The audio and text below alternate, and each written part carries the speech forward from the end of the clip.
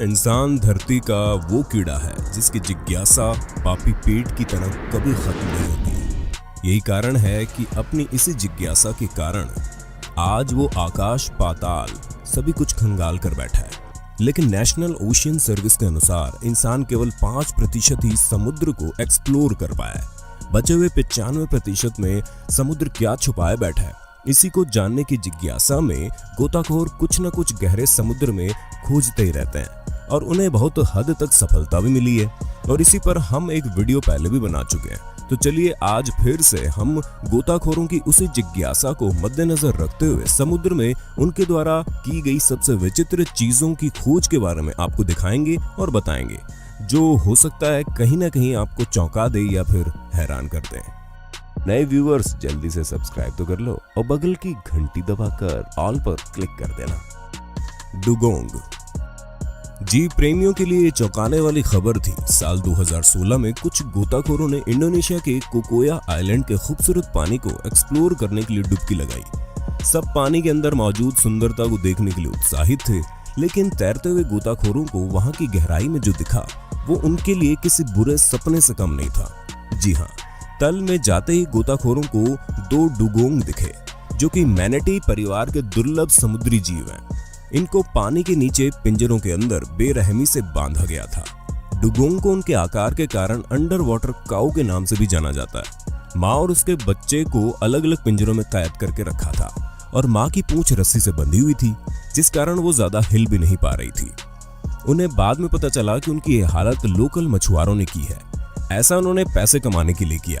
दरअसल इस आइलैंड के आसपास प्राकृतिक सुंदरता फैली हुई है और वहां का पानी साफ और क्रिस्टल क्लियर है और ये टूरिस्ट के हिसाब से सबसे बढ़िया जगह मानी जाती है। इसलिए इन डुगोंग का इस्तेमाल करके वो पर्यटकों से पैसों के बदले इन डुगोंग को करीब से देखने और फोटो खिंचवाने का मौका देते हैं। रस्सी से बंधे होने के कारण माँ डुगोंग की पूंछ पर गहरे घाव भी हो गए। गोताखोरों ने मछुआरों से बात की और उन्हें छोड़ने को कहा। वो मान भी गए, लेकिन उनकी बातें संदेहास्पद लगी तो गोताखोरों ने इस पूरी स्थिति को रिकॉर्ड किया और उसे पूरे सोशल मीडिया पर शेयर कर दिया, जो जल्द ही सोशल मीडिया पर वायरल हो गया, जिसके परिणाम स्वरूप यह खबर वन्य जीव अधिकारी तक पहुंच गई और वे इस बात की पुष्टि करने अगले दिन आ भी गए और डुगोंग को तब भी पिंजरे में बंद पाया गया। वन्य जीव अधिकारियों ने मछुआरों को उन डुगोंग को रिहा करने के लिए मजबूर कर दिया और कुछ ही मिनटों में उन मासूमों को रिहा करने में सफल भी रहे। स्केलेटन 2015 में एरिज़ोना में एक डाइवर ने कोलोराडो नदी के तल पर कुर्सियों से बंधे 2 कंकालों को देखा तो वो घबरा गया।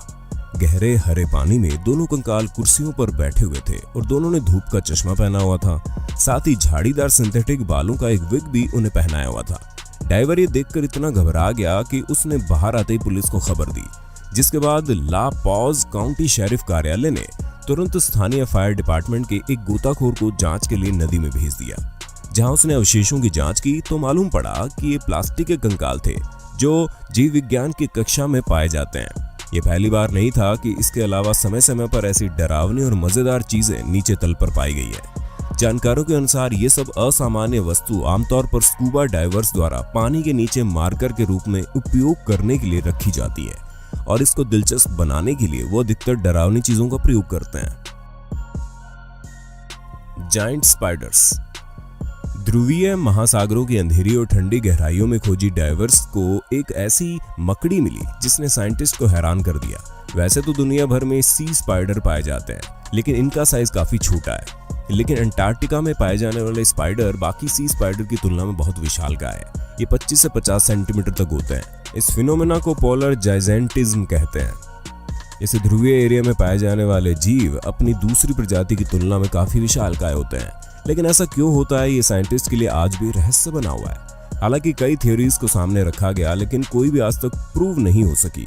जिसमें एक थ्योरी मोंटाना विश्वविद्यालय के अनुसार ये थी कि ठंडे पानी में डिसॉल्व ऑक्सीजन की मात्रा ज्यादा होती है, जिसके कारण इनका शरीर विशालकाय हो जाता है। इसको आजमाने के लिए अंटार्कटिका की मोटी बर्फ में ड्रिल करके नीचे मौजूद सी स्पाइडर्स को पकड़ के अलग तापमान और ऑक्सीजन लेवल वाले पानी में रखकर भी देखा गया और उनकी थ्योरी सच साबित हुई, लेकिन इसे आज तक साइंटिफिकली साबित नहीं किया जा सका। अंटार्कटिक सी स्पाइडर्स के पास फेफड़े या गलफड़े नहीं होते। ये अपने शरीर पर मौजूद पोर्स से ऑक्सीजन लेते हैं। मानव खोपड़ी हालांकि डूबे जहाज, प्राचीन कलाकृतियां उनका गहराई में मिलना तो दिलचस्प है ही, लेकिन गोताखोर कई बार कुछ खौफनाक चीज भी ढूंढ लेते हैं। समय समय पर गोताखोरों को कभी कंकाल, कभी हड्डियां और यहाँ तक कि मानव खोपड़ी मिलती रही है। लेकिन 2007 में मैक्सिको के तट से दूर गहराई में डूबी एक गुफा में गोताखोरों को एक खोपड़ी मिली, जिसे अब मैक्सिको की लैब में ले जाया गया। तो पता चला वो 13,000 साल पहले की किसी लड़की की खोपड़ी है, जो नॉर्थ अमेरिका में मानव विकास की पहली कड़ी हो सकती है। यानी इससे ये जाना जा सकता है कि अमेरिका में इंसान कहां से आए। ये अमेरिका में मिलने वाली सबसे पुरानी खोपड़ी थी, जो बिल्कुल सही स्थिति में मिली। ये गुफा पहले पानी के ऊपर रही होगी। इस खोपड़ी के बाद वहां अन्य हड्डियों की भी खोज की गई, जो विज्ञान के लिए काफी कारगर साबित हुई, क्योंकि इसमें विशाल स्लोथ, सेबर टूथ कैट्स सहित 28 आइस एज के समय के जीवों की हड्डियां भी मिली। हेलो दोस्तों, आपको पता है कि स्टॉक्स मार्केट में क्यों तेजी से बदलाव आ रहे हैं? अगर नहीं तो जल्दी से हेलो एप्लीकेशन से अपडेट करें अपने डे टू डे इंफॉर्मेशन को। सिर्फ आपको हेलो ट्रेंड्स पर जाकर क्लिक करना है और जितनी भी ट्रेंडिंग न्यूज है, जैसे कि शेयर मार्केट, बॉलीवुड और भी काफी सारे आर्टिकल आपको मिल जाएंगे। तो वेट मत करो, जल्दी से डाउनलोड कर लो हेलो एप्लीकेशन और अपडेट रखें अपने आप को डे टू डे इंफॉर्मेशन के साथ। लिंक डिस्क्रिप्शन में मिल जाएगा। योनागुनी के पिरामिड का नाम जहन में आते ही इजिप्ट के पिरामिड याद आते हैं, जिसमें पुराने समय में मम्मी रखी जाती थी। पर आपको जापान के योनागुनी समुद्र तट से कुछ ही दूरी पर मौजूद पिरामिड से हम वाकिफ करवाएंगे, जो कि पानी के भीतर पाया गया। साल 1986 में योनागुनी आइलैंड के पास एक लोकल स्कूबा डाइवर को पहली बार ये पिरामिड मिले। ये पिरामिड बड़े बड़े चट्टानों के गठन से बने हैं, जो कि पानी में रहने के बाद भी बेहद मजबूत है। वो एक आयताकार आकार का गठन है, जो 165 फुट लंबा और 65 फुट चौड़ा है। इसका शीर्ष समुद्र तल से लगभग 5 मीटर नीचे है, जिसमें बहुत महीन रेत और मिट्टी के पत्थर हैं। एक ही पत्थर से बने इस पिरामिड को लेकर जानकारों में मतभेद है। कोई इसे मानव निर्मित कहता है तो कोई प्रकृति द्वारा निर्मित बताता है। अतीत में इसके बारे में बहुत सारे तर्क दिए गए, जैसे कि ये चट्टान पिरामिड इतने प्राकृतिक ढंग से बनी हुई है कि संभवतः बदलते इतिहास के साथ साथ इसे भी संशोधित किया गया हो। कुछ महान लोगों ने इसे एलियन द्वारा बनाए जाने की बात भी कही, लेकिन मासाकी किमुरा जापान के एक समुद्री भूविज्ञानी जो 15 से अधिक वर्षों से इसकी संरचनाओं को मापने और मैप करने के लिए साइट पर गोता लगा रहे हैं, उनका मानना है कि योनागुनी के पिरामिड यानी पानी के ठीक नीचे बड़ी पत्थर की संरचनाएं वास्तव में एक जापानी अटलांटिस यानी एक प्राचीन शहर के खंडर है, जो लगभग 2000 साल पहले एक भूकंप से डूब गया था, लेकिन आज भी इसका रहस्य बना हुआ ही है। Under water circles. 1995 में दक्षिण जापान के करीब स्थानीय गोताखोरों ने तल पर कुछ अजीब सी आकृति देखी। इन जटिल निर्माणों की उत्पत्ति उनके लिए एक बड़ी पहेली थी, इसलिए स्थानीय गोताखोरों ने इसे मिस्ट्री सर्कल्स का नाम दिया। वैसे जो हमारे रेगुलर सब्सक्राइबर हैं, उन्होंने इसके बारे में हमारी पिछली वीडियो में जान ही लिया होगा। इन सर्कल्स को समुद्र तल का क्रॉप सर्कल भी कहा जाता है। 2 मीटर डायमीटर वाले इस जटिल निर्माण की पहेली 16 साल तक बनी रही। ये रहस्य 2011 तक बना रहा, जब तक वो असल अपराधी यानी कि कलाकार पकड़ा नहीं गया। जी हाँ, इस शानदार मिस्ट्री सर्कल्स को बनाने वाला 5 इंच लंबा मेल पफर फिश अचानक इनका निर्माण करते हुए कैमरे में कैद हो गया।